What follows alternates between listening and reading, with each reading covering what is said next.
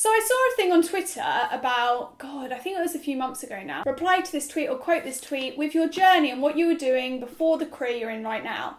I'm also a big fan of the multi-hyphen method by Emma Gannon. I like the whole idea that you can have lots of different jobs that can lead to one job, or you can do lots of different jobs at the same time. Or like how far you've come, or... And I thought it was really interesting on Twitter to see how like someone's now a surgeon, but at the time, like 10 years ago, they didn't even like science. Or when we did Roche and was it Beth? And she started off studying business and now she's an engineer. So I thought it'd be interesting to tell you guys, because some of you know and some of you don't know, what we did before we did YouTube as a job. Shall we start with you, Grace? I used to do these small little jobs, which were like for leaflets and things like that, where I'd like pose for them and it would be like, we're building a city, and I'd be there. I was an extra as Harry Potter, which we got for our Uncle Sean. That was a paid job. That was really, really cool. Yeah. I was in it for a day. Amelia was in it for a week. But we'll get on to Amelia later. And then I was in the Spartacle Mystery, which I auditioned for. And you got that when you were 15. So I got that when I was 15. So that's kind of when my career started, I suppose. Yeah. And that was on CBBC. It was a TV show. I was an actress in it. Spartacle Mystery was a bit weird though. Well, not weird, but in comparison to other series, they kind of did it every 2 years instead of every year. So once series 1 finished, you got a job, didn't you? Yeah, so once series 1 finished, which was about 3 months or something, and that was filmed in Bristol. I was doing school in between then. I obviously went back to school, and then when I was 16... You did your GCSEs. Yeah, GCSEs. And then when I was 16, I went to H&B, and I got a retail job there, and I loved that job. I worked there for a year. I worked there every Saturday and Sunday for a year. It was like 10-hour days or something. And I just really enjoyed it. I worked in the technology department. Everyone else there was older than me. It was really fun. I got to sell people like iPads and iPods and like game devices. That. Yeah, I did, because I didn't have to sit on the tills all the time. Sometimes I did. But I was the youngest there, and they were so really nice to you, weren't they? It was just a really nice environment to be in. I then left that because then the second series of Spartacle Mystery happened. Yeah. That was when you were in like college, wasn't it? Yeah, and then once that had finished, I came back and I got a job in Waitrose, which we'll discuss Amelia's journey in Waitrose afterwards. Then in between things like that, then I had the third series of Spartacle Mystery. By this point, we were YouTubing. Yeah, we started YouTube, and then kind of that came to an end, and then me and Amelia started doing jobs together. Yeah. Let's talk about your side, and then we'll lead up together. And then, cool. Okay, so... Same as Grace, when I was about 11, I think, I was in Harry Potter, the Half-Blood Prince. Yeah. I was there for 4 days, and I got to sit next to Lavender Brown. But yeah, like, Hermione was near us, and Ron was near... Like, everyone was kind of near us. We were very lucky. I was so jealous. However, I wasn't seen. And the thing is, you don't know until you watch the film whether you're in it or not. Mm. So we were all completely, like, because I was in it for a day, and my face looked like I passed Daniel Radcliffe, so my face was quite big on the screen when you watched it in the cinema. For like a second, but still it was quite cool. And so when we went to, my parents were like, obviously Amelia's going to be in it more because she was filming for 4 days. And then we went to watch it, and the table just like was the bit where she was on it. I think because I was that side of Lavender Brown, so you could see her but not me. I don't think I worked until I was 16. Oh wow! So my mum used to have a gift shop, and then her business partner then decided to try out a milkshake shop for a little bit. And I had a job there after school. But so I had that for a little bit, but it wasn't like a proper job. It wasn't like proper salary or wage. It was it was my mum's friend helping her out, and I really enjoyed it though, because it made me feel like it was getting a job on your CV as well. Yeah, it was. I enjoyed it. And then once I was 16, I applied for Waitrose. Now this was a big deal, like back in the day, I'm not sure what Waitrose is like now, but back in the day, Waitrose was the place you worked. They paid you more than any other company. Yeah, any other supermarket. They had really good benefits, good discounts, they had a really good like network. If you worked on Sunday, which I did, you got double time and a half. And if on you bank holiday Mondays. And I worked Sundays and Mondays, so I would always get time and a half on bank holiday. She'd make like double of me, and I'd work more than her. It was anyway, so I was really excited and I applied. However, there was this new thing with Waitrose where you couldn't actually apply if you hadn't done your GCSEs yet. I didn't really understand that, so I just put all my mock results, because I was like, I want a job, I need a job, like I need to start having like financially independence, I'm going to apply. Told Grace about it, because Grace had just finished, I think, season 2, and you wanted to carry on working again. So I told Grace about it, and we went on different days, To get in an interview. Yeah, so we didn't get the same day. I can't remember why. That's really weird. I don't know. Is it because I was at school and you were at college? I think it was just different days of interviews. I don't know. Grace got the job, basically, in short answer. Grace got the job, and I did not get the job. And I was fuming because I really wanted to get the job, and I didn't help myself because I was even more of a nervous person back then. I think I cried at my interview because I forgot my passport. Yeah, you did. So it wasn't a good impression. However, I think they gave me a pity job. Well, I got the job. And I got on really well. They loved Grace. I also would like to add right now that it might seem mean that I kept the job, but if I didn't take the job, Amelia... No, but also if I didn't take the job, Amelia wasn't going to get it. It's not like it was either me or her. They hired loads of people at the same time. And basically at Waitrose, how it works is usually, if you're part-time, they give you one weekend job and one weekday with the opportunity of overtime. 3 weeks after you joined... Yeah.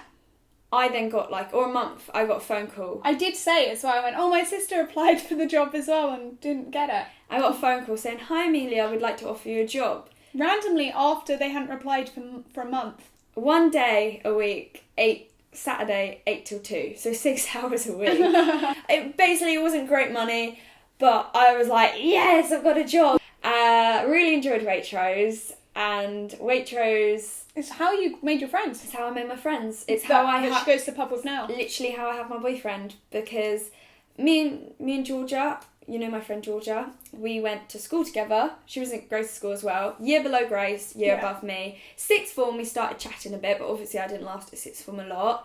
And then I told her about the job, and Grace did her interview. Yeah. This was what I'm saying, why they really liked Grace. I started interviewing people, but I forgot I interviewed her. Yeah. I completely forgot. So they really liked Grace. They made her do the interviews, and they sometimes did these events in the evenings, and they always invited Grace. Yeah. It was really weird, but I like to say I didn't just give her the job. No. It wasn't just down to me. She wasn't allowed to do that. So me and G became really close once we worked at Waitrose. We became close to everyone.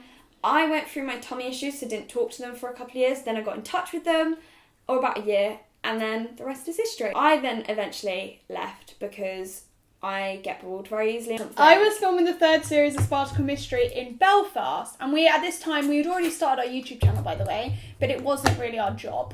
And Amelia was going to come over to see me and really wanted to come over. I was struggling with holiday. Yeah, you couldn't take time off. So you asked if you could take a week off, and they said you could, but it was going to be a real problem, and you were getting really stressed out about it. And then you suddenly thought, I'm not enjoying it anymore anyway. So I think it was a mixture of getting really bored, and then also they were being quite strict with holiday. I was just getting bored being on the tools all the time. I'd been there quite a long time, and I saw people that were older, because they were over 18, getting to do more jobs and working their way up. Yeah, and I wanted to deliver more, but they kept putting me on the tills, and I think I was just getting a bit bored. I get bored, so I quit that. And then I worked at a kennels. You did what? I mean, this was still while I was filming Spartacus Mystery. I worked at a kennels. A week later, I lasted a week. Hated it. You hated how they were treated. And then I think that's when we then did the Science Gallery London thing for a bit. So then I was still filming Spartacus Mystery. So Amelia came over to see me, and we filmed a few videos then. And then when I came back, we applied for a job for Science Gallery London, where we started to create videos for them. Yeah, I was about 18 at this point. Yeah. So it was about 3 years ago. I remember thinking the money was amazing, because it was London minimum wage or something, so it was £10 an hour. Yes. So, but because it wasn't really regular, it didn't work out. And also our travel wasn't covered. Yeah. So we did that for a few months. After Science Gallery London, we started to make money from YouTube, and everything was going really well. I think we'd hit 50k subscribers or something. I think we had just got a management. This went on for about a year or something, and a year later Amelia was struggling with not having a daily routine. So I got a job at Monsoon. Hated it. Turns out retail's worse than Waitrose retail. I did actually really enjoy Waitrose. I look back on good times, but hated it. It was, the management wasn't nice. So then Amelia then obviously continued doing YouTube with me. I mean, that continued till now, obviously. And then she was struggling again with the daily routine. It's been a constant struggle. I sometimes get these periods of sadness. When we haven't got any work coming in or money. Yeah. I mean, obviously YouTube's work, but YouTube actually is unpaid work, because we don't really make any money from AdSense. It's not like you can have a sick day and still get paid. So essentially you're working for free, salary, hoping that you'll get a job that you earn money for. Yeah. But when that job doesn't come in, Amelia really stresses out. Really, I get really, really So sad. she joined a temping agency and then did a bit of temping now and again. Really enjoyed that. I was a It receptionist. was only like last year, but Yeah. you wouldn't have really seen it, I don't think. Which then brings us to this year. Amelia got a book deal, which she'd been trying to get for the past 3-4 years. I don't know how long. Since I was probably 15. Yeah, so 6-7 years. While she was having all these jobs and all these periods where she was stressing out and things, she got her book deal. And it was very exciting. It's coming out in November, and I've just started reading it, and it's insane. Pete's read it. It made Like, him good cry. insane. Like, I just can't believe it. So then she got a book deal, and dreams do come true, guys. Dreams come true. But I would also like to add that all the other problems that we've had within our YouTube career, that you've watched, you've only known us for our YouTube career, through all those stages, the same problems that we've had, of loneliness and not knowing whether we should continue doing this and putting all our effort into this career when we can get other careers, or we can try and do other things and work our way up and stuff, they still happen to this day. We still have worries. We still don't know really what we're doing with our lives. We still don't trust YouTube and stress about it.